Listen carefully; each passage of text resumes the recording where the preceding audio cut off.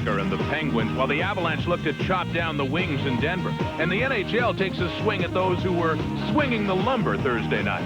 Carlos Delgado tries to run the Rangers out of Skydome. The bell tolls for the Astros over the Expos. And Mo rolls into Beantown once again.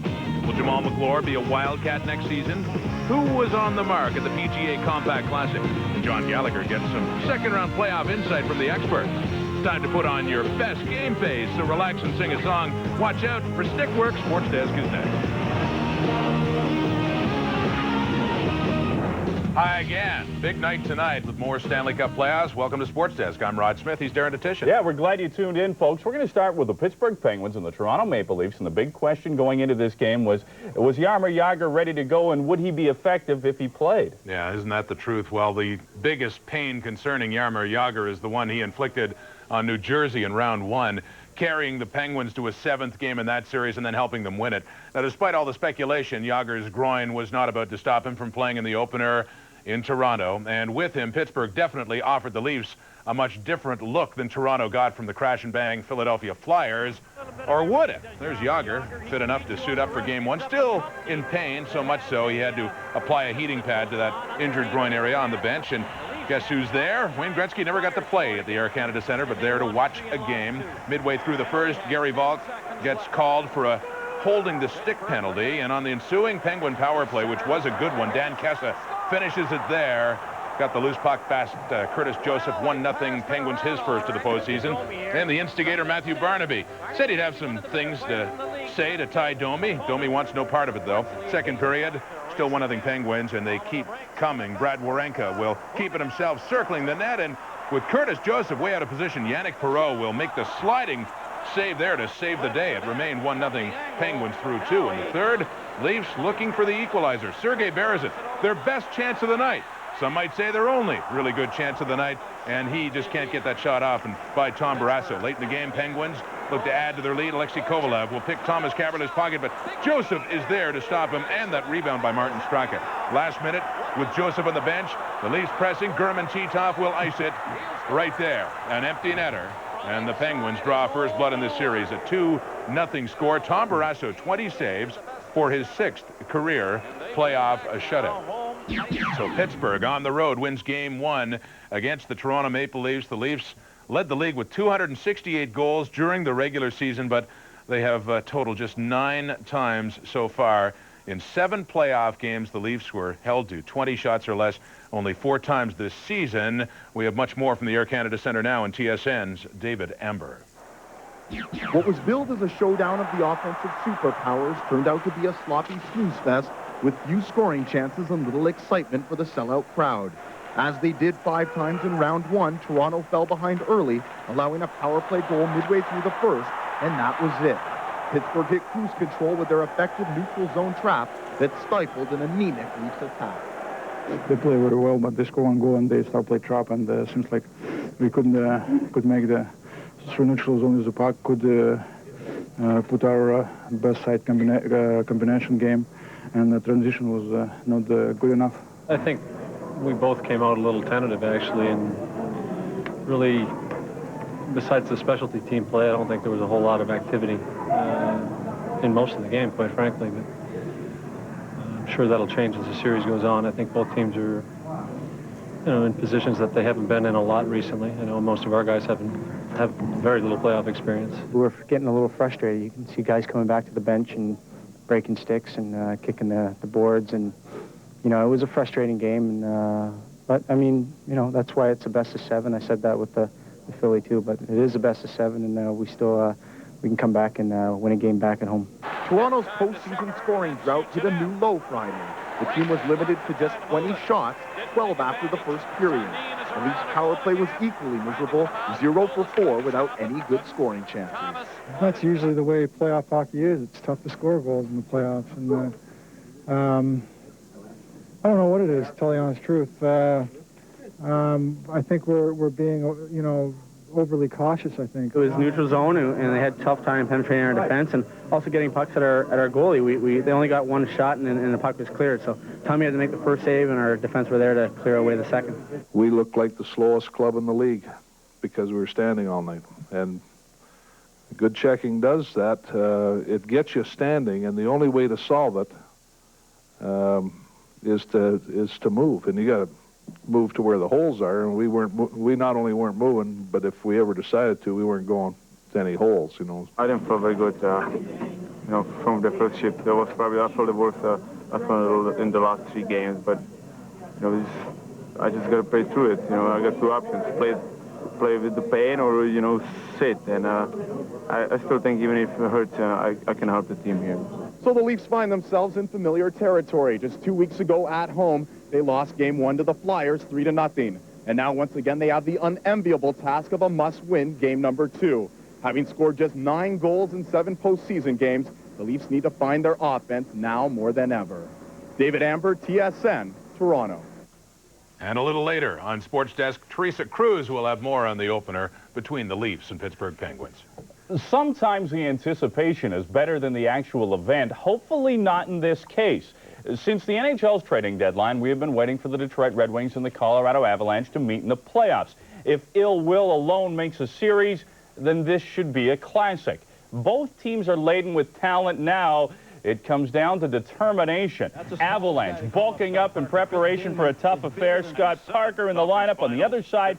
Bill Ranford getting the start in place of Chris Osgood. First period, lots of penalties.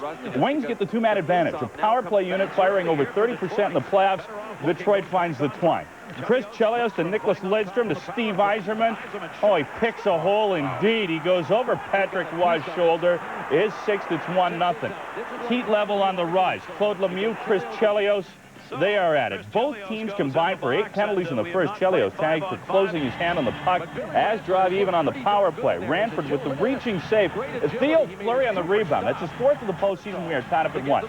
Colorado will then take the lead. Adam Foote with the point shot, redirected by Adam Deadmarsh in front.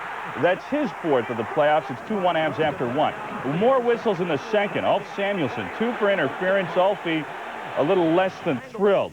Larry Murphy and Sean Podine battering each other at the bench. Steve Yzerman gives Podine a poke. Late in the second, Wings power play. Fedorov with a shot in close. Open puck for Kozlov. He scores. We're tied at 2. Peter Forsberg then lays into Brendan Shanahan. An ugly hit from behind. Forsberg cut him open on the glass. The Colorado center was given a 5-minute major and a game misconduct. Steve Yzerman breakaway is stopped by Waugh.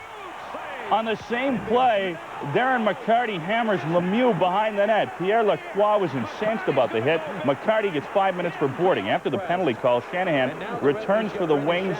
It would not be a factor before the end of the frame. Billy Ranford, 35 saves, carrying the Wings into OT, and he comes up big early on. Point shot deflected through traffic.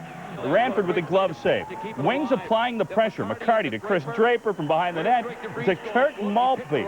He beats Patrick Waugh. Detroit draws first blood, not literally. That happened a long time ago. Figuratively, they win the hockey game in overtime. They have now won 10 straight playoff games. Steve Yzerman's goal ties him for 25th on the all-time playoff goals list, with Guy Lafleur sitting at 58. For the first time, the Avs lose in overtime this season. They were the only team in the National Hockey League who had not lost in OT this year. Billy Ranford had not played in a playoff game in 3 years, but yet he played very well with 37 saves. Both teams managed to kill off 5-minute majors. Only 4 teams in the history of the NHL have won 3 cups in a row. Detroit trying to do it this year, and they're off to a good start. In Dallas, Pat Verbeek had just come back from a knee injury. Now he's out again, this time, though, suspended for 1 game after his two-handed handiwork last night against St. Louis. The Blues' Jamal Mayers was also suspended for a game, and here is why. Verbeek first. The baseball swing at the back of Pierre Turgeon's leg late in the 3rd period during his scrum in front of Eddie Belfour, and Turgeon went down quickly, left the game, did not come back, according to the Blues. Severe bruise, may have nerve damage. Meanwhile, in retaliation, 2 minutes later, off the faceoff, Jamal Mayers slashing Stars defenseman Daryl Sador across the arm. Both players will miss Game 2 tomorrow night. Suspended. Coming up in Sports Desk, the Jays look to knock themselves back into the win column. The Expos hope they're not easy pickings for the Astros. And Big Mo back. Snickers, nothing handles hunger better. At the World Hockey Championships, Canada won its first game of the quarterfinal round, an 8-2 rout over Switzerland. Scott Thornton of the Canadiens had a hat trick, while Jeff Friesen, Corey Stillman, Rob Niedermeyer, Adam Graves, and Scott Walker also scored. Canada sits in first place in Group B. They will now face the United States and Finland before the semifinals get underway. That's if they make the semis, which they very well should. And we will have live coverage of Canada's second game of the quarterfinals this Sunday morning at 11:50 Eastern. That is 8:50 Pacific time. It'll be Canada and the U.S. here on TSN. That's Sunday morning. As for Group F, as anticipated, Russia and Sweden both won their opening games. They currently sit in first place. To baseball now, the struggling Toronto Blue Jays have brought back outfielder Jacob Brumfield, claiming him off waivers from the LA Dodgers today. Brumfield played in Toronto in '96 and '97. He was cut in spring training last year, however. To make room for him, the Jays put Paul Quantrill on the 60-day disabled list. Toronto opening up a series at home against Texas tonight. Pat Hinkin, 1-1, ERA, .441. He has that knack for giving up the long ball. First batter, fifth pitch of the game, Tom Goodwin. See ya. Next batter, Mark McLemore. Right field, see ya. Your proverbial back-to-back jacks. I don't say it as well. It's 2-0 Texas. Here we go again, right? Bottom of the inning, 2-1. One on for Carlos Delgado. He's been known to hit a few of these. Jays bat around. It's 4-2 Jays after one, much to the relief of Mr. Henke. Jays up 7-3 in the seventh. 2 on for Juan Gonzalez. There's a lot of them sailing out of the yard, deep and gone. A 3-run job of Dan Plesac, his second of the game. It's 7-6 Jays hanging on, but Tony Fernandez, boy, his third go-around with the Blue Jays has been so productive. Bottom of the eighth there, he doubles up the line, scoring Alex Gonzalez. That was his fifth hit of the game. Yes, we're not worthy. A standing O from that Skydome crowd for the very humble Tony Fernandez. The Jays holding on to win it 9-6. Jays banging out 17 hits as they snap their 3-game losing streak. Fernandez now batting .383, and he said afterwards, hey, just trying to help out the team. I'm concentrating better, and I'm thankful for what I've been able to contribute to this ball club. So that any way that I can contribute, I will keep trying my best. Sometimes the outcomes are not as good as you wanted to, but you learn to take the goods and the bads. On we go now to the Expos and the Astros. A big celebrity in the house, I guess. It's the wrestler Goldberg. He unloads the first pitch. Top of one, Vladdy Guerrero yanks a double past third. Rondell White plates it. Montreal scores 2 in the inning. The Expos are up in front 2-zip. Houston showing off the D. Michael Barrett. He's got his heart set on a hit to right. Derek Bell tells the rookie to try left field next time. 2-2 in the sixth. Barrett fields the Carl Everett grounder. That was the positive part. The negative part, bad throw to first. Ken Caminetti comes in, same inning. Everett now on third. Miguel Batista with a wild pitch. That made it 4-2 Houston. Astros go on to win the baseball game 5-2. Jose Lima wins his 5th straight decision. It is Houston's 7th win in their last 8 games. And just a reminder, we got the Montreal Expos and the Houston Astros on our air on Saturday. That is 8 p.m. Eastern time. Dustin Hermanson starts for the Spos, while the Astros counter with Shane Reynolds. For 8 years, Mo Vaughn terrorized opposing pitchers in Boston's Fenway Park. He ripped 230 homers, became a fan favorite, and was their modern-day Bambino. But in the offseason, Vaughn wanted out, and as a free agent, he signed with the Angels. Tonight, he returned to Boston for the first time. Vaughn, 4 homers and